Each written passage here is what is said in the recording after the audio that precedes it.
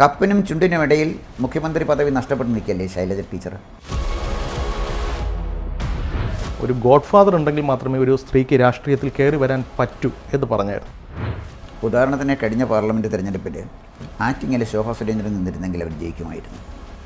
രാഷ്ട്രീയത്തിലും casting couch ഉണ്ടെന്ന് പറഞ്ഞിട്ട് ഒരു വനിതാ നേതാവ് പരസ്യമായിട്ട് രംഗത്ത് വന്നു. സിനിമയിലെ കാസ്റ്റിംഗ് കൗച്ച് അതുപോലെ അങ്ങ് രാഷ്ട്രീയത്തിലുണ്ട് എന്ന് ഞാൻ കരുതുന്നില്ലെങ്കിൽ പോലും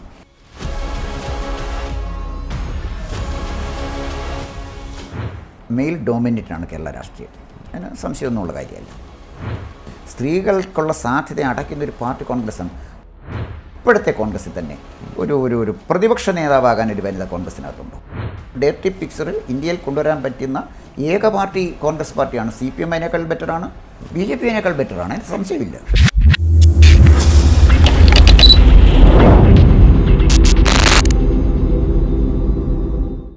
നമസ്കാരം. ഇൻ്റർവ്യൂവിൻ്റെ പുതിയൊരു അധ്യായത്തിലേക്ക് സ്വാഗതം. അതിഥി അയച്ചിരുന്നു Shri Konni Gopakumar. Welcome sir, welcome to interview. നമസ്കാരം സർ.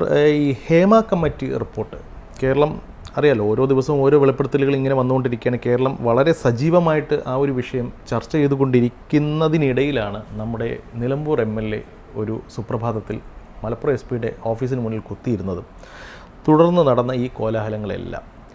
ഇതിനിടയിൽ ശരിക്കും ഹേമ കമ്മിറ്റി, സിനിമയിലെ കാസ്റ്റിംഗ് കൗച്ച്, അത്തരത്തിലുള്ള ദുഷ്പ്രവണതകളെക്കുറിച്ചാണ് നമ്മൾ സംസാരിച്ചുകൊണ്ടിരുന്നത്. അവിടെ നിന്ന് നേരെ പൊളിറ്റിക്സിലോട്ട് വന്നു. ദെൻ അത് അൻവർ, അഴിമതി, ആ ഒരു രീതിയിലേക്ക്, കൊലപാതകം, സ്വർണ്ണക്കടത്ത്, അങ്ങനെ അങ്ങ് പോവുകയാണ്. പക്ഷേ ഇതിനിടയിൽ ആരും അധികം ശ്രദ്ധിക്കപ്പെടാതെ പോയൊരു വിഷയമുണ്ട്.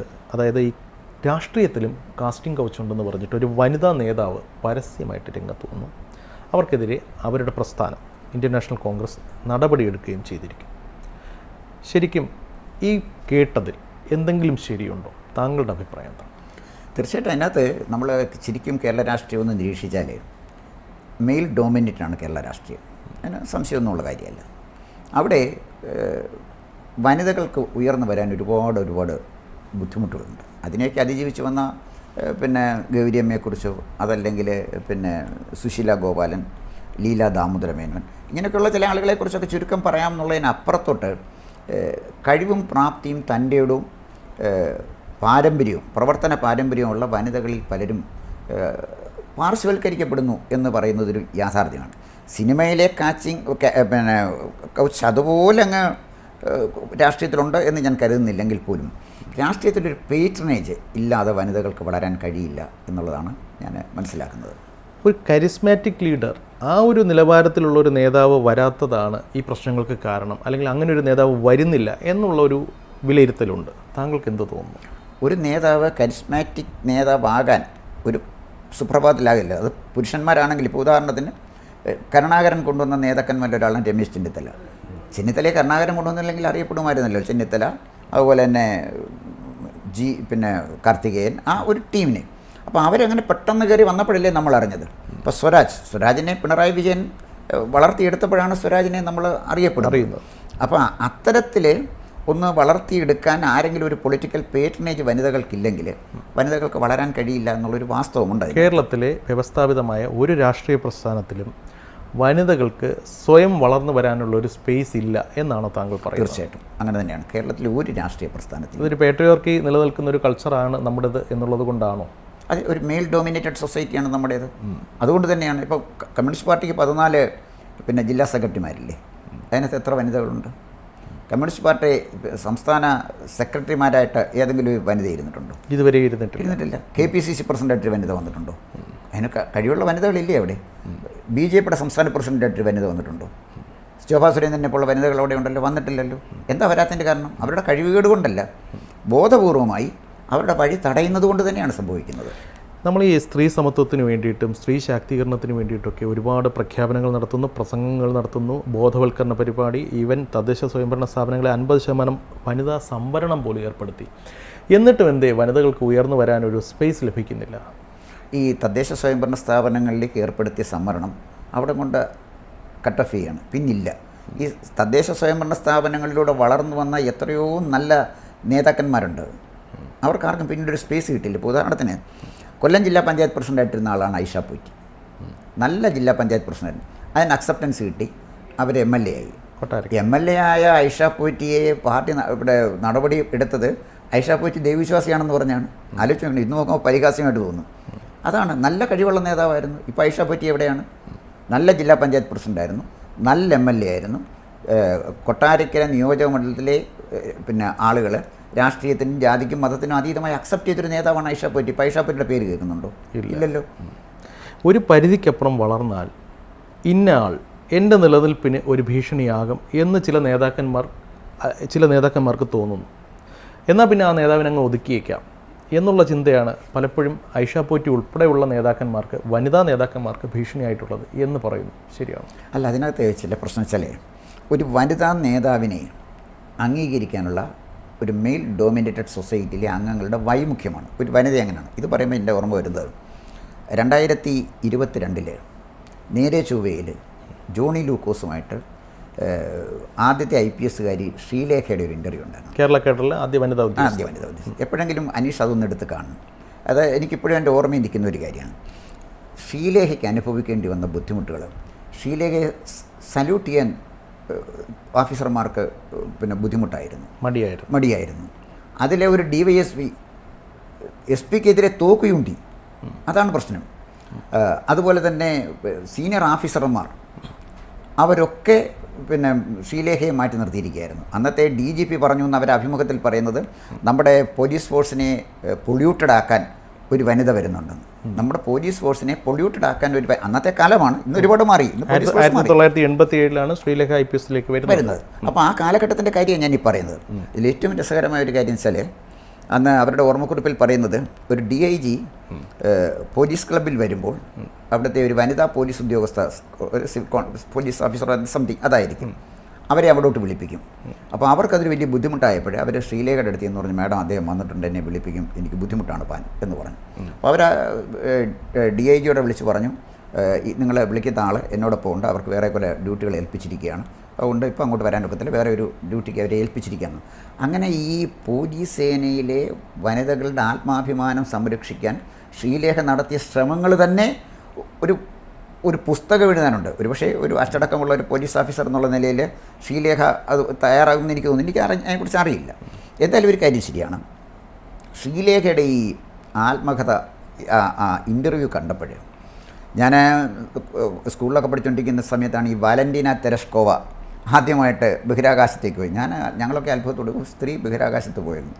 എനിക്ക് വാലന്റീന തെരഷ്കോവയേക്കാൾ ബഹുമാനം തോന്നി ശ്രീലേഖയോട്. കാരണം ബഹിരാകാശത്ത് തോക്കുയുണ്ടുന്ന സഹപ്രവർത്തകരവിടെ ഇല്ല, ബഹിരാകാശത്ത് അപവാദം പ്രചരിപ്പിക്കുന്ന സഹപ്രവർത്തകരില്ല.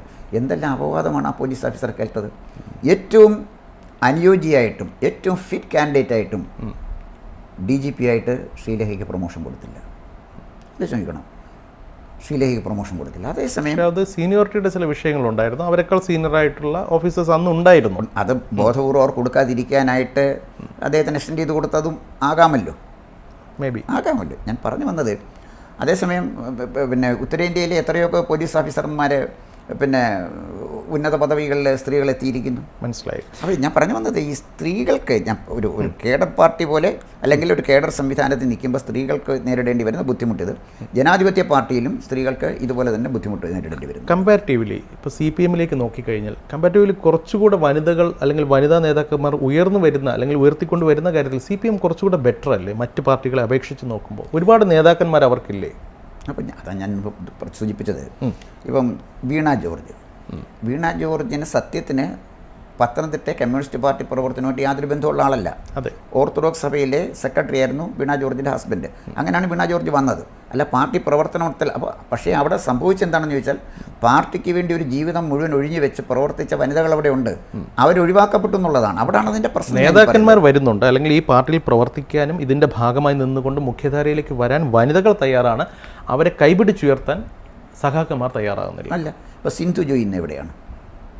UK പ്രവർത്തിക്കാൻ സ്പേസ് കിട്ടിയോ? അതേസമയം ചിന്താ ജെറോമിന് റെഡ് കാർപ്പറ്റ് വെൽക്കം അല്ലേ കൊടുത്തത്? അപ്പോൾ അതിന് പേട്രനേജ്, അതാണ് അതിൻ്റെ പ്രശ്നം. പേട്രനേജാണ്. ആ പേട്രനേജ് കൊണ്ടേ ഒരു തലതൊട്ടപ്പൻ ഉണ്ടാവണം, എന്നാലേ രാഷ്ട്രീയത്തിൽ രക്ഷ നേടാൻ. അത് കോൺഗ്രസ്സിലായാലും അത് തന്നെയാണ് അവസ്ഥ. അല്ലെങ്കിൽ കോൺഗ്രസ്സിൽ അങ്ങനെയാണ് എന്നൊരു സ്ത്രീ വനിതാ നേതാവ് പറയുമ്പോൾ അവരെ പാർട്ടിയിൽ നിന്ന് പുറത്താക്കുകയാണ് ഉണ്ടായത്. VD സതീശൻ എന്ത് തോന്നുന്നു? അത് തന്നെ കോൺഗ്രസ് പാർട്ടി ഒരു പാപ്പരത്വമാണ്. കോൺഗ്രസ് പാർട്ടിയിൽ വനിതാ നേതാക്കന്മാർക്ക് വളരാൻ ബുദ്ധിമുട്ടാണ് എന്ന് പറഞ്ഞപ്പോൾ അവരെ പാർട്ടിയിൽ നിന്ന് പുറത്താക്കുകയല്ല ചെയ്യേണ്ടത്, അതിനെ കൗണ്ടർ ചെയ്യുകയാണ് ചെയ്യേണ്ടത്. അവർക്ക് അക്സെപ്റ്റൻസ് കൊടുത്തുകൊണ്ട് അവരെ മുഖ്യധാരയിലേക്ക് കൊണ്ടുവരണം, അതാണ് ചെയ്യേണ്ടത്. ഇപ്പം സിമി റോസ്മല് പിന്നെ ആദ്യം PSC മെമ്പറായ ഒരാളാണ്, ഒരുപക്ഷെ അവരെക്കാൾ പല സീനിയർ ലീഡേഴ്സ് ഉണ്ടെങ്കിലും അവർ PSC മെമ്പറായിട്ട് വന്ന ആളാണ്, അതിന് സമ്മതിക്കുന്നു. പക്ഷേ എങ്കിലും അവർ വിമർശനം പറഞ്ഞപ്പോൾ ആ വിമർശനത്തിനോട് എന്തിനാണ് ഇവർ ഇത്ര അസഹിഷ്ണുത കാണിക്കുന്നത്?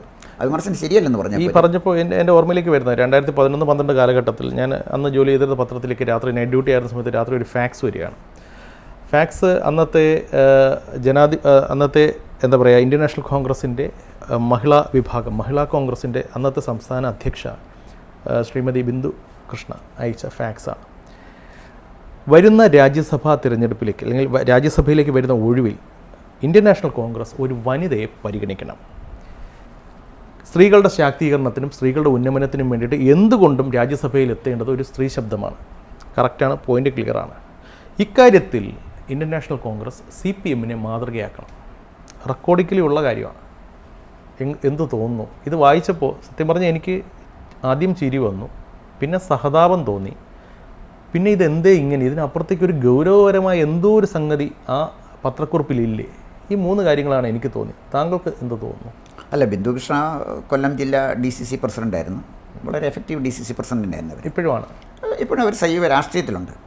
പക്ഷേ അവരെ എനിക്ക് തോന്നുന്നത് കോൺഗ്രസ്സുകാരൻ്റെ കാലുവാരിയാണ് അവർ തോറ്റുപോയത്. അല്ലെങ്കിൽ മുകേഷുമായിട്ടുള്ള മത്സരത്തിൽ അവർ ജയിക്കേണ്ടതാണ്. ജയിക്കാൻ സാധ്യതയുള്ള സീറ്റായിരുന്നു. അവിടെ കോൺഗ്രസ് ഗൗരവമായിട്ട് വർക്ക് ചെയ്തിട്ടുണ്ടോ എന്ന് എനിക്കൊരു സംശയമുണ്ട്. എന്തായാലും ശരി, ബിന്ദു കൃഷ്ണ പറഞ്ഞത് വളരെ ശരിയായ ഒരു കാര്യമാണ്, വളരെ ശരിയായി. പക്ഷേ CPM-ൻ്റെ ഇപ്പോൾ ആലോചിച്ച് നോക്കണം, കപ്പിനും ചുണ്ടിനും ഇടയിൽ മുഖ്യമന്ത്രി പദവി നഷ്ടപ്പെട്ട് നിൽക്കുകയല്ലേ ശൈലജ ടീച്ചർ. ശൈലജ ടീച്ചർ കേരളത്തിലെ പൊതുസമൂഹം അംഗീകരിക്കുന്ന ഒരു നേതാവായി മാറി. അതുകൂടി ശൈലജ ടീച്ചറിൻ്റെ ദുര്യോഗം തുടങ്ങിയില്ലേ മാർക്സിസ്റ്റ് പാർട്ടിയിൽ. അപ്പോൾ അത് അവരുടെ പ്രവർത്തനത്തിൻ്റെ വൈകല്യം കൊണ്ടല്ലല്ലോ, ജനസമ്മതി ഇല്ലാത്തത് കൊണ്ടും അല്ലല്ലോ. ശൈലജ ടീച്ചറുമായി ബന്ധപ്പെട്ട കാര്യങ്ങൾ പറയുമ്പോൾ എല്ലാവരും പറയുന്നത് മുഖ്യമന്ത്രി പിണറായി വിജയന് രണ്ടാമതൊരു ടേം ലഭിക്കുമ്പോൾ അദ്ദേഹത്തിന് ഭീഷണിയായി മാറിയേക്കാവുന്ന ഒരു നേതാവാണ് ശ്രീമതി ശൈലജ ടീച്ചർ. അവരെ ബോധപൂർവം മാറ്റി നിർത്തി എന്നാണ് പറയുന്നത്. പക്ഷേ അന്വേഷിക്കുമ്പോൾ മനസ്സിലാകുന്നത് 1ാം പിണറായി വിജയൻ സർക്കാരിൻ്റെ കാലത്ത് ആരോഗ്യമന്ത്രിയായിരുന്ന ശൈലജ ടീച്ചറും ആരോഗ്യവകുപ്പിൽ നടന്ന ചില ഇടപാടുകൾ അല്ലെങ്കിൽ ചില നയപരമായ അല്ലെങ്കിൽ ചില തീരുമാനങ്ങളിൽ മുഖ്യമന്ത്രിക്കും ആരോഗ്യമന്ത്രിക്കും തമ്മിൽ ചെറിയ അഭിപ്രായ വ്യത്യാസങ്ങൾ ഉണ്ടായിരുന്നു എന്നും ആ അഭിപ്രായ വ്യത്യാസങ്ങളെ തുടർന്നുണ്ടായ ചില ചില്ലറ ഉരസലുകളാണ് ശൈലജ ടീച്ചറെ മാറ്റി നിർത്താൻ കാരണമെന്നും പറയുന്നു. അതായത് ഈ പുറമേ പറയുന്നത് പോലെ തനിക്ക് ഭീഷണിയാകും എന്നതുകൊണ്ടല്ല മാറ്റി നിർത്തിയത്, അതിനപ്പുറത്തേക്ക് നമുക്ക് ഇന്നും പൂർണ്ണമായ ഒരു ചിത്രം തെളിഞ്ഞിട്ടില്ലാത്ത എന്തൊക്കെയോ കാരണങ്ങൾ അതിന് പിന്നിലുണ്ടെന്ന് പറയുന്നു. അപ്പോൾ അങ്ങനെ ഒരു വശം കൂടി അതിലുണ്ട്. അപ്പോൾ അത് എങ്ങനെയാണ് കാണുന്നത് താങ്കൾ? അല്ല, അതിനകത്ത് കാര്യം വെച്ചല്ലേ, ഇപ്പോൾ ശൈലജ ടീച്ചറും പിണറായി വിജയനായിട്ടൊരു കമ്പാറ്റബിലിറ്റി ഇല്ല. പിണറായി വിജയൻ്റെ ഏറ്റവും മുതിർന്ന നേതാവും പോളിറ്റ് ബ്യൂറോ അംഗവുമാണ്. ശൈലജ ടീച്ചർ അതിനടുത്തെങ്ങും വരുന്ന ഒരാളല്ല. ശൈലജ ടീച്ചർ പിന്നെ ആരോഗ്യമന്ത്രി എന്നുള്ള നിലയിൽ നന്നായിട്ട് പെർഫോം ചെയ്തപ്പോഴാണ് ശൈലജ ടീച്ചറിനെ ആളുകൾ അംഗീകരിച്ചിരിക്കുന്നത്. വീണ ജോർജ് ടീച്ചർ അമ്മ എന്നൊരു വിശേഷണം അവർക്ക് കിട്ടിയിട്ടുണ്ട്. പക്ഷേ ആ ഒരു അക്സെപ്റ്റൻസ് എന്തുകൊണ്ട് വീണ ജോർജിന് കിട്ടുന്നില്ല? ഒരേ കസേരയിലല്ലേ രണ്ടുപേരിരുന്നത്. ശൈലജ ടീച്ചറിനുണ്ടായിരുന്ന അധികാരം എല്ലാം വീണ ജോർജിനും ഇല്ലേ? വീണ ജോർജ് പരിഹാസ്യ കഥാപാത്രമാകുന്നതും ശൈലജ ടീച്ചറെ ഒരു ആദരണീയ കഥാപാത്രം സ്വീകരിച്ചതും മറ്റേ തിരസ്കരിക്കുന്നതാണ്. എന്തിൻ്റെ പേരിലായാലും ശൈലജ ടീച്ചറിനെ നായികയാക്കിക്കൊണ്ടൊരു ചിത്രം പോലും രചിക്കപ്പെട്ടു. ഇടത് ക്യാമ്പുകളിൽ നിന്നാണ് അത് വന്നതെങ്കിൽ പോലും ഒരു സിനിമയ്ക്ക് കഥാപാത്രമാകുന്ന തരത്തിൽ അവർ അക്സെപ്റ്റ് ചെയ്യപ്പെട്ടു എന്നുള്ളത് വലിയൊരു കാര്യമാണ്. ശൈലജ ടീച്ചറിനെ പൊതുസമൂഹം അംഗീകരിച്ചു എന്നാണ് ഞാൻ ഈ പറയുന്നത്. ആരോഗ്യമന്ത്രിയായിരുന്നു പൊതുസമൂഹത്തിൻ്റെ അംഗീകാരം നേടാൻ ശൈലജ ടീച്ചറിന് കഴിഞ്ഞു. ഒരു പക്ഷേ ഓക്കെ, പിണറായി വിജയനുമായിട്ട് എന്തെങ്കിലും അഭിപ്രായ വ്യത്യാസങ്ങൾ ഉണ്ടായിരിക്കാം, ഉണ്ടോ ഇല്ലയോ നമുക്കതറിയില്ല. പിണറായി വിജയനുമായിട്ട് ഒരഭിപ്രായ വ്യത്യാസം വീണ ജോർജിനില്ലല്ലോ. എന്തുകൊണ്ട് വീണ ജോർജിന് അങ്ങനെ പെർഫോം ചെയ്യാൻ പറ്റുന്നില്ല? അവിടെ ഒരു വിഷയമുണ്ട്. ഇപ്പോൾ താങ്കൾ നേരത്തെ പറഞ്ഞു ഒരു ഗോഡ് ഫാദർ ഉണ്ടെങ്കിൽ മാത്രമേ ഒരു സ്ത്രീക്ക് രാഷ്ട്രീയത്തിൽ കയറി വരാൻ പറ്റൂ എന്ന് പറഞ്ഞായിരുന്നു. വീണ ജോർജിൻ്റെ കാര്യം അത്തരത്തിലാണ് കയറി വന്നത്. വൺസ് അവർ കയറി വന്നിട്ടും അവർക്ക് എക്സൽ ചെയ്യാൻ സാധിക്കുന്നില്ല എന്നുണ്ടെങ്കിൽ അവിടെ കഴിവ് ഒരു മാനദണ്ഡമല്ലേ? കഴിവും കൂടെ വേണമല്ലോ. ഒരു ഗോഡ് ഫാദർ ഉണ്ടായതുകൊണ്ട് മാത്രം കാര്യമില്ല, കഴിവുണ്ടെങ്കിലല്ലേ കയറി വരാൻ പറ്റത്തുള്ളൂ. തീർച്ചയായിട്ടും. ഒരു പക്ഷേ ഈ വന്ന വനിതാ നേതാക്കന്മാർക്ക് ഇപ്പോൾ ഏത് പാർട്ടി എന്ന് ഞാൻ പറയുന്നില്ല, ഏത് പ്രസ്ഥാനമായാലും ഒരുപാട് നേതാക്കന്മാർ വരുന്നുണ്ട്, തെറ്റിയും തെറിച്ചിട്ടുമായാലും ഇവർക്കാർക്കും ഒരു പരിധിക്കപ്പുറം വളരാൻ സാധിക്കാത്തത് ഇവരൊന്നും ഔട്ട്സ്റ്റാൻഡിങ് പെർഫോമൻസ് കാഴ്ചവെക്കാൻ മാത്രം കരിസ്മാറ്റിക് അല്ലാത്തത് കൊണ്ടാണ് എന്ന് പറഞ്ഞാൽ യോജിക്കുമോ വിയോജിക്കുമോ? ഔട്ട്സ്റ്റാൻഡിങ് പെർഫോമൻസ് കാഴ്ചവെക്കാൻ പറ്റുന്ന ആളുകൾ അധികാരസ്ഥാനത്തിലേക്ക് വരുന്നത് ബോധപൂർവം തടയുന്നത് കൊണ്ടാണ് സംഭവിക്കുന്നത്. ഔട്ട്സ്റ്റാൻഡിങ് പെർഫോമൻസ് കാഴ്ചവെക്കില്ലെന്ന് 100% ഉറപ്പുള്ള ആളുകളെ അവിടെ കൊണ്ടിരുത്തും. പാവകളെ അവിടെ കൊണ്ടിരുത്തും. അതുകൊണ്ടാണ് ഇത് സംഭവിക്കുന്നത്. അതായത് വനിതകൾ വന്നോട്ടെ, ഭരിച്ചോട്ടെ, ഫോർ നെയിം സേക്ക് കാര്യങ്ങൾ നമ്മൾ തീരുമാനിക്കും. അതാണ് ഇവിടെ നടക്കുന്നത്. പക്ഷേ ഈ സ്ത്രീ ശാക്തീകരണത്തിൻ്റെ ഒരു കാര്യത്തിലേക്ക് വന്നു കഴിഞ്ഞാൽ, ഇപ്പോൾ 2010 എൻ്റെ ഓർമ്മ, ഒന്നാം യു പി എ സർക്കാരിൻ്റെ കാലം, അതെ ഒന്നാം യു പി എ സർക്കാർ അല്ല 2ാം യു പി എ സർക്കാരിൻ്റെ കാലത്താണ് ഈ വനിതാ സംവരണ ബില്ല് വരുന്നത്. അതോടുകൂടി തദ്ദേശ സ്ഥാപനങ്ങളെ 50% വനിതകളെ കൊണ്ടുവരുന്നു. പിന്നെ നമ്മൾ ഈ നാട്ടിൻപുറത്തെല്ലാം കണ്ടത്, വർഷങ്ങളായി പഞ്ചായത്ത് മെമ്പർ പണിയെടുത്തുകൊണ്ടിരുന്ന രാഷ്ട്രീയ തൊഴിലാളികൾ തങ്ങളുടെ ഭാര്യമാരെയോ സഹോദരിമാരെയോ മക്കളെയോ പഞ്ചായത്ത് മെമ്പറാക്കിയിട്ട് പിൻ സീറ്റ് ഡ്രൈവിംഗ് നടത്തുന്നതാണ് കണ്ടത്. ഇവിടെ എന്ത് ശാക്തീകരണമാണ് സാർത്ഥകമായത്? താങ്കളുടെ അഭിപ്രായം എന്താ? ശാക്തീകരിക്കപ്പെട്ടത് വനിതാ നേതാക്കന്മാരുടെ ഭർത്താക്കന്മാരാണ്. വനിതാ നേതാക്കന്മാരും ശാക്തീകരിക്കപ്പെട്ടിട്ടില്ല. അതിൻ്റെ പ്രശ്നം, ഒരു ടീമിൽ റൊട്ടേറ്റ് ചെയ്തല്ലേ വരുന്നത്. ഈ ടീമിൽ എക്സ് എന്ന് പറയുന്ന പുരുഷൻ്റെ മണ്ഡലമാണെങ്കിൽ അടുത്ത ടീം വനിതാ സംവരണം വരുമ്പോൾ അദ്ദേഹത്തിൻ്റെ ഭാര്യയെ നിർത്തും, അതിനടുത്ത ടൈം അദ്ദേഹം നിൽക്കും. അത്തരത്തിൽ ഇത് പോകുന്നതുകൊണ്ടാണ് ഇതിൻ്റെ ഒരു പ്രത്യേകത. ഇതിൻ്റെ ഒരു പ്രശ്നം വെച്ചാൽ, നമ്മുടെ ജനം സാക്ഷരത നേടിയ ജനമാണ്. പക്ഷേ പൊളിറ്റിക്കൽ ലിറ്ററസിയിൽ കേരളം വളരെ പുറകിലാണ്. ഞാൻ പറയാനുള്ള കാരണം, നമ്മളിപ്പോൾ പാർലമെൻറ്റ് തിരഞ്ഞെടുപ്പ് നടന്ന പാർലമെൻറ്റ് തിരഞ്ഞെടുപ്പിൽ, കഴിഞ്ഞ പാർലമെൻറ്റ് തിരഞ്ഞെടുപ്പുകളിലൊക്കെ നമുക്ക് നോക്കുമ്പോഴേ നോർത്ത് ഇന്ത്യയിൽ നിന്നൊക്കെ സ്വതന്ത്രന്മാർ ജയിച്ചു വരുന്നതാണ്. എന്തായി സ്വതന്ത്രന്മാർ ജയിക്കുന്നത്? ജനങ്ങൾ പ്രഖ്യാപിത പാർട്ടികളിൽ നിന്നും, എസ്റ്റാബ്ലിഷ്ഡ് പൊളിറ്റിക്കൽ പാർട്ടി നിൽക്കുന്ന സ്ഥാനാർത്ഥികളിൽ നിന്നും വ്യത്യസ്തമായി ഒരു സ്വതന്ത്രൻ വോട്ട് കൊടുക്കണമെങ്കിൽ അതിൻ്റേതായ കാരണങ്ങൾ വേണ്ടേ? ഉദാഹരണത്തിന് കേരളത്തിലെ 3 മുന്നണികൾ 3 സ്ഥാനാർത്ഥികളെ നിർത്തി. വളരെ സ്വതന്ത്രനായി ഒരു പ്രഗത്ഭനായ ഒരാൾ, ഒരു ശാസ്ത്രജ്ഞനോ അല്ലെങ്കിൽ ഒരു സാമൂഹിക പ്രവർത്തകനോ ആരെങ്കിലും ആവട്ടെ, അദ്ദേഹം ഒരാൾ നിൽക്കുന്നു, അതിൽ ജയിക്കാൻ പറ്റില്ല. അതിനുള്ള മെച്യൂരിറ്റി കേരളത്തിൽ ഉണ്ടായിട്ടില്ല എന്നുള്ളതാണ്. അപ്പോൾ ഒരു സ്വതന്ത്രൻ, കഴിവുള്ളൊരു സ്വതന്ത്രനെ നിയമസഭയിലേക്കോ പാർലമെൻറ്റിലേക്കോ അവരുടെ യോഗ്യത നോക്കി തിരഞ്ഞെടുത്തയക്കത്തക്ക വിധത്തിലുള്ള രാഷ്ട്രീയ വിദ്യാഭ്യാസം കേരളം എന്ന് നേടുന്നു, അന്നേ കേരളം നന്നാവത്തുള്ളൂ. ഈ പുരുഷ മേധാവിത്വം മാത്രമല്ല, ആളുകളുടെ ഒരു മനോഗതിയും ഇതിലൊരു വിഷയമാണെന്നാണ് താങ്കൾ പറയുന്നത്. അതായത് മലയാളികളുടെ മനസ്സും മാറേണ്ടതുണ്ട്. തീർച്ചയായിട്ടും. ഞാൻ പത്തനംതിട്ട ജില്ലക്കാരനാണ്. പത്തനംതിട്ടയിലെ LDFനെയും UDFനെയും പരാജയപ്പെടുത്തിക്കൊണ്ടാണ് KK നായർ അവിടെ ജയിച്ചു വന്നത്. KK നായർ ജയിച്ചു വന്നപ്പോഴാണ് ഏതാണ്ട് ഒരു ഹാങ് അസംബ്ലിയുടെ ലക്ഷണത്തിലായിരുന്നു. അപ്പോൾ അദ്ദേഹത്തിൻ്റെ പിന്തുണയ്ക്കായിട്ട് കരുണാകരൻ ചോദിച്ചപ്പോൾ അദ്ദേഹം ഒറ്റ കാര്യം ആവശ്യപ്പെട്ടുള്ളൂ, പത്തനംതിട്ട ജില്ല. KK നായർക്ക് പകരം വേറെ ഒരാളായിരുന്നു എങ്കിൽ വിലപേശൽ നടത്തുമായിരുന്നു. ഒരു പൊളിറ്റിക്കൽ പാർട്ടി അദ്ദേഹത്തിൻ്റെതായ, ഇപ്പം ഓരോരുത്തർക്കും ഓരോ പൊളിറ്റിക്കൽ പാർട്ടി, അതൊരു പൊളിറ്റിക്കൽ പാർട്ടി ആയിരുന്നെങ്കിൽ സ്പീക്കർ സ്ഥാനം കൊടുക്കാനും മന്ത്രിസ്ഥാനം കൊടുക്കാനും ഒക്കെ കരുണാകരൻ തയ്യാറായിരുന്നു. എനിക്ക് വ്യക്തിപരമായിട്ട് അറിയാവുന്ന കാര്യമാണ്. KK നായർ സാർ പറഞ്ഞു ഇതൊന്നും അദ്ദേഹത്തിന് വേണ്ട, അദ്ദേഹത്തിന് വേണ്ടത് പത്തനംതിട്ട ജില്ലയാണ്.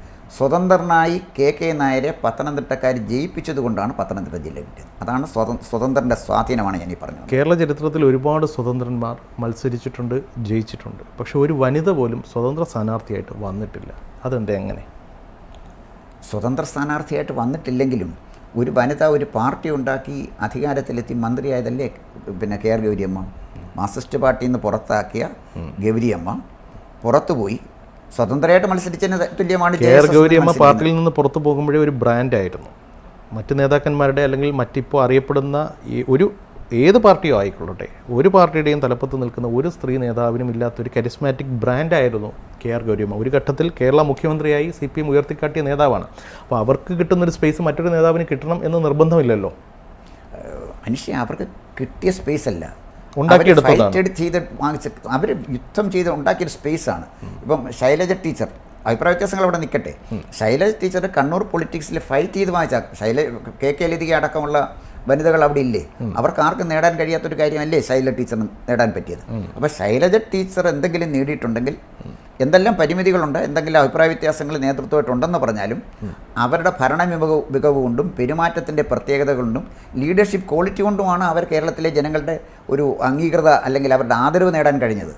ഈ ഒറ്റയാൾ പോരാട്ടങ്ങളെക്കുറിച്ച് നമ്മൾ പറയുമ്പോൾ BJPയിലേക്ക് വന്നു കഴിഞ്ഞാൽ, അല്ലെങ്കിൽ ഒരുപക്ഷെ എനിക്ക് തോന്നുന്നു ഇന്ന് കേരളത്തിൽ മുൻനിരയിൽ നിൽക്കുന്ന വനിതാ നേതാക്കന്മാരിൽ ഏറ്റവും പ്രാമുഖ്യം അർഹിക്കുന്ന ഒരു നേതാവാണ് ശ്രീമതി ശോഭാ സുരേന്ദ്രൻ. അവരും ഇതേപോലെ BJPക്ക് ഇത്രയധികം സംവിധാനങ്ങൾ ഉണ്ടായിട്ടും ഭയങ്കരമായി സ്ട്രഗിൾ ചെയ്തുകൊണ്ടിരിക്കുകയാണ്. അവർക്ക് കഴിവുണ്ട്, അവർ സ്വയം ജനങ്ങൾക്കിടയിൽ ഇറങ്ങിച്ചെന്ന് പ്രവർത്തിച്ച് പ്രൂവ് ചെയ്ത ഒരു ക്യാരക്ടറാണ്, അല്ലെങ്കിൽ ഒരു വ്യക്തിപ്രഭാവത്തിന് ഉടമസ്ഥയാണ്. എന്തുകൊണ്ട് ശോഭയെ പോലെ ഒരു നേതാവിന് കടന്നു വരാൻ സാധിക്കുന്നില്ല, അല്ലെങ്കിൽ ഫോർ ഫ്രണ്ടിലോട്ട് എത്താൻ സാധിക്കുന്നില്ല? ഉദാഹരണത്തിന് കഴിഞ്ഞ പാർലമെൻറ്റ് തിരഞ്ഞെടുപ്പിൽ ആറ്റിങ്ങൽ ശോഭാ സുരേന്ദ്രൻ നിന്നിരുന്നെങ്കിൽ അവർ ജയിക്കുമായിരുന്നു. അവരെ പാർട്ടി വെച്ചിരിക്കുന്നത് വോട്ട് വർദ്ധിപ്പിക്കാനുള്ള ഒരു റോബോട്ടായിട്ടാണ്.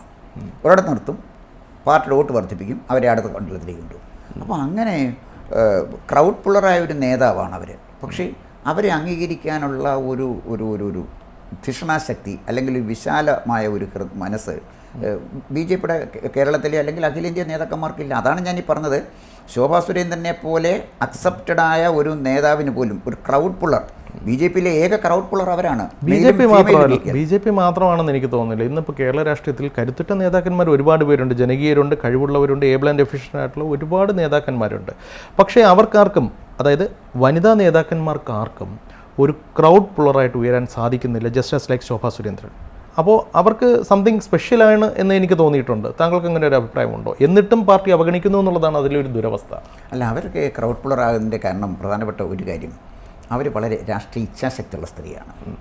അനീതിക്കെതിരെ ആർക്കും എതിരെ മുഖം നോക്കാതെ യുദ്ധം ചെയ്യുന്ന ഒരാളാണ്. ഇപ്പോൾ ഒരു ഘട്ടത്തിൽ പിന്നെ പിണറായി വിജയൻ്റെ മകൻ്റെ അമ്മായിയച്ഛൻ്റെ പേര് വെളിപ്പെടുത്തിക്കൊണ്ട് നടത്തിയ അവരെ ഒരു വെളിപ്പെടുത്തൽ അത് അന്ന് സുരേന്ദ്രനോ മുരളിയോ ഒന്നും ചെയ്യാൻ കാണിക്കാത്തൊരു ധൈര്യമാണ്, ഈവൻ കോൺഗ്രസ്സുകാർ പോലും കാണിക്കാത്തൊരു ധൈര്യമാണ് അന്ന് ശോഭാ സുരേന്ദ്രൻ കാണിച്ചത്. 2, ഷാജിൻ സ്കറിയയെ അറസ്റ്റ് ചെയ്ത് പോലീസ് സ്റ്റേഷനിൽ വെച്ചപ്പോൾ ഇവിടെ മാധ്യമ സഹപ്രവർത്തകരുണ്ടായിരുന്നു, രാഷ്ട്രീയക്കാരുണ്ടായിരുന്നു, ആരും അവിടെ പോയി ആ അറസ്റ്റിനെ ചോദ്യം ചെയ്യാൻ തയ്യാറായില്ല. അന്ന് പോയത് ശോഭാ സുരേന്ദ്രൻ മാത്രമായിരുന്നു. അപ്പോൾ ശോഭാ സുരേന്ദ്രൻ നടത്തിയിരിക്കുന്ന ഫൈറ്റ് നോക്കാമെങ്കിൽ ആ ഫൈറ്റാണ് അവർക്ക് അംഗീകാരം വാങ്ങിച്ചു കൊടുത്തിരിക്കുന്നത്. അവർ മുഖം നോക്കാതെ എടുക്കുന്ന ചില തീരുമാനങ്ങൾ, അവരുടെ ഇച്ഛാശക്തി, അതിന് കൊടുക്കുന്ന അംഗീകാരമാണ് അവർ ക്രൗഡ് പുള്ളറായിട്ട് മാറിയത്. മറ്റു വനിതകൾക്ക് ക്രൗഡ് പുള്ളറായിട്ട് മാറാൻ ഒക്കാത്തതിൻ്റെ കാരണം അവരുടെ പരിമിതി കൊണ്ടാണ്. പക്ഷേ അതേസമയം ഇത് താങ്കൾ പറയുന്നു, അവരുടെ കരിസ്മാറ്റിക് പവർ എല്ലാം അംഗീകരിക്കുമ്പോഴും അവർ ചട്ടക്കൂടിനുള്ളിൽ നിൽക്കാൻ താല്പര്യപ്പെടുന്നില്ല. അല്ലെങ്കിൽ പാർട്ടി എന്ന് പറയുമ്പോൾ ഒരു വ്യവസ്ഥാപിത ഒരു സംഘടനാ സംവിധാനമുണ്ട്, അതിനെ ധിക്കരിക്കുന്നു അല്ലെങ്കിൽ അതിനെ മറികടക്കുന്നു എന്നുള്ളതാണ് അവർക്കൊരു നെഗറ്റീവ് എലമെൻ്റായിട്ട് പറയുന്നത്. ശരിയാണോ? അല്ല, പാർട്ടിയുടെ ചട്ടക്കൂടെന്ന് പറഞ്ഞാൽ ടോട്ടൽ സറണ്ടർ ചെയ്തവരാക്കി നിൽക്കാൻ പറ്റത്തുള്ളെങ്കിൽ ആ പാർട്ടിയുടെ ചട്ടക്കൂട് അതൊരു ഒരു ക്രിയേറ്റീവായിട്ടുള്ള ഒരു ഫ്രെയിം അല്ല, അത് ഡിസ്ട്രക്റ്റീവായിട്ടുള്ള ഫ്രെയിമാണ്. അതാണ് ഞാൻ പറഞ്ഞത്. MN വിജയൻ പറഞ്ഞതിനെക്കുറിച്ച് ഏറ്റവും അച്ചടക്കമുള്ള മുട്ട ചീമട്ടയാണ്. ചീമട്ടയെ നമ്മൾ എടുക്കത്തില്ല. പക്ഷേ ഈ ഫ്രെയിമിൽ നിന്ന് വരുന്നാൽ അവർ ആ ഫ്രെയിമിൽ തന്നെ നിൽക്കുന്ന ഒരാളായിരുന്നുവെങ്കിൽ അവർക്ക് ക്രൗഡ് പുള്ളറായിട്ട് മാറാൻ കഴിയുമായിരുന്നില്ല. ഫ്രെയിമിൽ നിൽക്കാതാണെങ്കിലും ശരി, ഒരു നേതാവ് പാർട്ടിയിൽ നിന്ന് ക്രൗഡ് പുള്ളർ ആയപ്പോൾ അവരെ അംഗീകരിക്കാനുള്ള ഒരു ഒരു ഒരു ദീർഘവീക്ഷണമാണ് പാർട്ടി നേതൃത്വം. VSനും ഇതാണ് സ്കോർ ചെയ്തതെന്ന് തോന്നുന്നു. കാരണം പാർട്ടിയുടെ ചട്ടക്കൂടുകൾക്ക് അപ്പുറം നിന്നുകൊണ്ട് ജനപക്ഷത്ത് നിന്ന് സംസാരിക്കുകയും ഇടപെടലുകൾ നടത്തുകയും ചെയ്തപ്പോൾ VS സ്വീകാരനായി. ജസ്റ്റ് ആസ് ലൈക്ക് ദാറ്റ് അതുപോലെയാണോ ശോഭാ സുരേന്ദ്രനെ വളർത്തത് എന്നുള്ളതാണ് താങ്കളുടെ ഒരു പക്ഷം? തീർച്ചയായിട്ടും. VS, അതാണ് ഞാൻ 2015 VS സമ്മേളനം ബഹിഷ്കരിച്ച് പോയ VSൻ്റെ മുന്നിൽ പാർട്ടി സറണ്ടർ ചെയ്യുകയാണ് ചെയ്തത്. തൊടാൻ പറ്റിയില്ല VSനെ. കാരണം VS ജനപ്രിയനാണ്. ഇപ്പം തന്നെ ശോഭാ സുരേന്ദ്രൻ BJPയിലെ ഏറ്റവും ജനപ്രിയയായ നേതാവാണ്, ഏറ്റവും വലിയ ക്രൗഡ് പുള്ളറാണ്. മനസ്സിലായി. അവരെ അംഗീകരിച്ചില്ലെങ്കിൽ അതിൻ്റെ ഫലം അനുഭവിക്കേണ്ടി വരുന്ന അവർ മാത്രമല്ല, ആ പാർട്ടിയാണ്. നമ്മുടെ ഇപ്പോഴത്തെ വിഷയം, സ്ത്രീകൾക്ക് രാഷ്ട്രീയത്തിലേക്ക് കടന്നു വരാൻ സാധിക്കുന്നില്ല. അങ്ങനെ വന്നാൽ തന്നെയും അവർക്ക് ഫ്ലറിഷ് ചെയ്യണമെന്നുണ്ടെങ്കിൽ ഒരു ഗോഡ് ഫാദർ വേണം എന്നുള്ളൊരു സാഹചര്യത്തെക്കുറിച്ചാണ് താങ്കൾ പറയുന്നത്. അത് അക്സെപ്റ്റ് ചെയ്യുന്നു. അതിനോടൊപ്പം തന്നെ നിലവിൽ വന്ന പല ആൾക്കാരുടെ അവസ്ഥ കൂടി ഒന്ന് പരിശോധിക്കേണ്ടതുണ്ട്. അതായത് ഇപ്പോൾ തദ്ദേശ തെരഞ്ഞെടുപ്പിൽ 50% സ്ത്രീ സംവരണം ഏർപ്പെടുത്തിയ നാടാണല്ലോ നമ്മുടേത്. ഞാൻ ഈ അടുത്തിടെ മൂകാംബിക ക്ഷേത്രത്തിലേക്ക് പോയി, കാറിലാണ് പോയത്. കാസർഗോഡിൻ്റെ പ്രാന്തപ്രദേശങ്ങളിലൂടെ യാത്ര ചെയ്യുമ്പോൾ അവിടെ ഒരു ബൈ ഇലക്ഷൻ നടക്കുകയായിരുന്നു, ഏതൊരു പഞ്ചായത്തിൻ്റെ. അവിടെ പലയിടങ്ങളിലും ഫ്ലക്സുകളും ചുവർചിത്രങ്ങളും എല്ലാം കണ്ടു. അതിൽ കൂടുതലും ഫ്ലക്സുകളിൽ കാണുന്നൊരു കാര്യം, ഒരു സ്ഥാനാർത്ഥിയുടെ കോളം ഒഴിച്ചിട്ടിട്ട് അവിടെ വെറും ഒരു തല മാത്രം ഫിക്സ് ചെയ്യും. എന്നിട്ട് താഴെ ഒരു സോ ആൻഡ് സോ എന്ന് പറഞ്ഞിട്ടൊരു പേര്, എന്നിട്ട് അതിൻ്റെ താഴെ ഇന്ന ആളുടെ ഭാര്യ വിജയിപ്പിക്കുക, ഇന്ന ചിത്രം. ചിലപ്പോൾ അത് കോണിയായിരിക്കാം, അല്ലെങ്കിൽ വേറെ ഏതെങ്കിലും സ്വതന്ത്ര പ്രാദേശിക ചിഹ്നങ്ങൾ എന്തെങ്കിലുമൊക്കെ ആയിരിക്കാം. അതായത് ഇന്ന പുരുഷൻ്റെ ഭാര്യയെ ഇന്ന പഞ്ചായത്തിൻ്റെ ഇന്ന വാർഡ് മെമ്പറായി ജയിപ്പിക്കുക. ഇതെന്ത് ശാക്തീകരണമാണ്? എനിക്ക് മനസ്സിലാവുന്നില്ല. അത് പ്രധാനപ്പെട്ട പ്രത്യേകിച്ച് ചില മേഖലകളിൽ ചില സമൂഹത്തിൻ്റെ ഇടയിൽ സ്ത്രീകൾ ഒട്ടും വളരാൻ അനുവദിക്കാത്ത മനോഭാവമുള്ള ആളുകളുണ്ട്.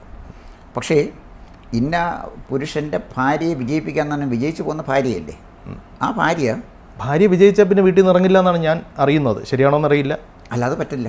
പഞ്ചായത്ത് മീറ്റിങ്ങുകൾക്ക് ചെന്നേ പറ്റുള്ളൂ, മീറ്റിങ്ങിന് പോകാം, വിനിയോഗിച്ചേ പറ്റുള്ളൂ. വീട്ടിൽ നിന്ന് പഞ്ചായത്ത് ഓഫീസ് വരെ പോകാം, പക്ഷേ അതിനപ്പുറത്തേക്ക് ജനങ്ങൾക്കിടയിലേക്ക് ഇറങ്ങി ചെല്ലുന്ന ഭർത്താവാണ് എന്നാണ് പറയുന്നത്. ശരിയാണോ? ആയിക്കോട്ടെ, വീട്ടിൽ നിന്ന് പഞ്ചായത്ത് ഓഫീസ് വരെ ഇന്ന് പോകാൻ പറ്റുമെങ്കിൽ പഞ്ചായത്ത് ഓഫീസിന് അപ്പുറത്തേക്ക് പോകാൻ നാളെ വരുന്ന അതേ വിഭാഗത്തിലെ സ്ത്രീകൾക്ക് കഴിയും എന്നുള്ളതിന് സംശയിക്കേണ്ട. പക്ഷേ ഇപ്പോഴത്തെ ഒരാൾക്കുണ്ടായൊരു സംഭവം, നിലവിലെ വ്യവസ്ഥിതി അനുസരിച്ച് ഇങ്ങനെയൊക്കെ മതി എന്നങ്ങ് തീരുമാനിച്ചിരിക്കുകയാണ്. സ്ത്രീകൾ ഇത്ര പഞ്ചായത്ത് ഓഫീസ് വരെ പോയാൽ മതി, അതിനപ്പുറം പോകണ്ട എന്നുള്ളതാണ് നിലവിലെ തീരുമാനം, അല്ലേ? അതെ. അല്ല, അത് ചില പ്രത്യേക പോക്കറ്റുകളിൽ സംഭവിക്കുന്ന ഒരു കാര്യം. കേരളത്തിൽ വ്യാപകമായിട്ട് വ്യാപകമല്ല അല്ല, ഇത് കാസർഗോഡ് മേഖലയിൽ കണ്ടൊരു കാര്യം. ഞാൻ കാസർഗോഡിനെ കോർണർ ചെയ്ത് സംസാരിക്കുന്നതല്ല, പക്ഷേ ആ ഒരു യാത്ര ചെയ്തപ്പോൾ സാന്ദർഭികമായി കണ്ട കാര്യമാണ്. പക്ഷേ വനിതാ സംഭരണം 50% ഏർപ്പെടുത്തിയ ഒരു സിസ്റ്റത്തിൽ നിന്നും നമ്മൾ സംസാരിക്കുമ്പോൾ ഇതാണ് ഏർപ്പെടുത്തിയ വനിതാ സംഭരണത്തിൻ്റെ റിയൽ എന്താ പറയുക, പ്രായോഗിക നടപ്പാക്കൽ ഇങ്ങനെയൊക്കെയാണ് ചിലയിടങ്ങളിലെങ്കിലും സംഭവിക്കുന്നത്. മറ്റ് ചിലയിടങ്ങളിൽ സ്ത്രീകൾ പരസ്യമായി പുറത്തിറങ്ങുന്നുണ്ട്, പക്ഷേ ഇപ്പോഴും ബാക്ക് സൈഡ് ഡ്രൈവ് നടത്തുന്ന ഭർത്താക്കന്മാരോ സഹോദരന്മാരോ ആരെങ്കിലും അവരുടെ തൽപര കക്ഷികൾ തന്നെ ആയിരിക്കും. ആ അവസ്ഥയിലാണ് 50% സംവരണം നിയമസഭയിൽ വേണം എന്നുള്ളൊരു ആവശ്യത്തിലേക്ക്, അല്ലെങ്കിൽ പാർലമെൻറ്റിലേക്ക് വേണം എന്ന ആവശ്യത്തിലേക്ക് ചർച്ചകൾ പോകുന്നുണ്ട്. ഇതൊക്കെ എത്രത്തോളം നടക്കും എന്നുള്ളത് രണ്ടാമത്തെ കാര്യം. ഒരുപക്ഷെ സ്ത്രീകളുടെ വോട്ട് കണ്ടിട്ടായിരിക്കാം ഇതും പറയുക. താങ്കൾക്ക് എന്ത് തോന്നുന്നു? അല്ലാതെ സ്ത്രീകൾക്ക് കേരളത്തിൽ മാത്രമല്ല, കമലാ ഹാരിസ് ബുദ്ധിമുട്ടുന്ന കണ്ടില്ലേ? ക്ലിൻ്റൻ്റെ ഭാര്യ ഹില്ലാരിക്ക് ഒരിക്കലും അമേരിക്കൻ പ്രസിഡന്റ് ആകാൻ കഴിഞ്ഞില്ലല്ലോ. അപ്പോൾ ബ്രിട്ടനിൽ മാർഗരറ്റ് താച്ചർ ആയി എന്ന് പറയാം, അമേരിക്കയിൽ അതും ആയിട്ടില്ല. ഇവിടെ പ്രോബ്ലം എവിടെയാണെന്ന് ചോദിച്ചു കഴിഞ്ഞാൽ, പക്ഷേ പല ലോകരാജ്യങ്ങളിൽ ഇന്ന് ഭരിക്കുന്ന സ്ത്രീകളാണ്. ഇപ്പോൾ വലിയ മാറ്റം വരുന്നുണ്ട്. അതെ, വലിയ മാറ്റം ഭരിക്കുന്ന സ്ത്രീയാണ്. അങ്ങനെ പല രാജ്യങ്ങളും ന്യൂസിലൻഡിൽ ബ്രസ്റ്റ് ഫീഡ് ചെയ്തുകൊണ്ടാണ് അവിടുത്തെ പ്രധാനമന്ത്രി പാർലമെന്റിൽ വന്നിട്ടുണ്ടായിരുന്നത്. ഇസ്രായേൽ കണ്ട ഏറ്റവും ശക്തയായ പ്രധാനമന്ത്രി ഗോൾഡ മേയർ അല്ലായിരുന്നു. ഗോൾഡാമയുടെ സിനിമ തന്നെയുണ്ട് ഗോൾഡ മേയറിനെ കുറിച്ച്. അപ്പോൾ ഏറ്റവും ശക്തിയുള്ള വനിതാ നേതാക്കന്മാരിൽ ഒരാൾ ഗോൾഡ മേയറും മറ്റൊന്ന് ഇന്ദിരാഗാന്ധിയായിരുന്നു. 71 ഇന്ദിരാഗാന്ധി ആ യുദ്ധമൊക്കെ ജയിച്ചു കഴിഞ്ഞപ്പോഴത്തേക്ക് ഇന്ദിരാഗാന്ധിയുടെ ഇമേജ് ലോകം മുഴുവൻ നിറഞ്ഞു നിൽക്കുകയായിരുന്നു. അത്ര ഇച്ഛാശക്തിയുള്ളൊരു നേതാവ് ഇന്ത്യയിൽ ഉണ്ടായിട്ടില്ലല്ലോ. ഇപ്പോഴത്തെ പ്രോസ്പെക്റ്റിലേക്ക് വന്നു കഴിഞ്ഞാൽ ഇനിയിപ്പോൾ നിയമസഭയിലും പാർലമെന്റിലൊക്കെ വനിതാ സംവരണം വേണം എന്നാണ് പറയുന്നത്. ഇതൊക്കെ വെറുതെ പറയുന്നതായിരിക്കുമോ? നടപ്പാവോ? എന്താ അവസ്ഥ? നടപ്പായാൽ നമ്മുടെ രാഷ്ട്രീയത്തിൽ ഒരു ക്വാളിറ്റേറ്റീവ് ചേഞ്ച് വരും. കാരണം എന്താണെന്ന് വെച്ചാൽ, ഈ പുരുഷ മേധാവിത്വം 50% കൂടുതൽ സ്ത്രീകളുടെ വോട്ടർമാരുള്ള സ്ഥലമാണ്. അതിന് മാത്രം സ്ത്രീകളെ കിട്ടുമോ എന്നുള്ളതാണ് വേറൊരു ചോദ്യം. ആദ്യം കിട്ടും, ഇപ്പോഴത്തെ ഇല്ലെങ്കിൽ കൊണ്ടുവരും. അല്ല, സ്ത്രീകളെ ഇഷ്ടം പോലെയുണ്ട്. അല്ല, അതിനുണ്ടാകുന്നൊരു മാറ്റം എന്താണെന്ന് വെച്ചാൽ, പഞ്ചായത്തിൽ ഒരു സ്ത്രീയുടെ പരിമിതി ഏർപ്പെടുത്താം, ഭർത്താവിനെ നിയന്ത്രിക്കാൻ പറ്റും. പക്ഷേ പാർലമെൻറ്റിൽ പോകുന്ന ഒരു MP-യുടെ നിയന്ത്രിക്കാൻ ഭർത്താവിന് കഴിയില്ല. ഭർത്താവിന് അതിന് വില കൊടുക്കേണ്ടി വരും. അപ്പോഴത്തേക്ക് അത് വിവാദങ്ങളാവും, പ്രശ്നങ്ങളാവും. അല്ല, ഇന്നാളുടെ ഭാര്യയെ പാർലമെൻറ്റിലേക്കൊന്നും എടുക്കാൻ പറഞ്ഞാലൊന്നും അതൊന്നും ഇന്ത്യയിൽ ഒരു കോൺസ്റ്റിറ്റ്യുവൻസിയിൽ നടക്കില്ല. പിന്നെ അവർ പാർലമെൻറ്റിലേക്കാണ് പോകുന്നത്. പാർലമെൻ്ററി പ്രൊസീജിയറിൻ്റെ ഭാഗമാവും.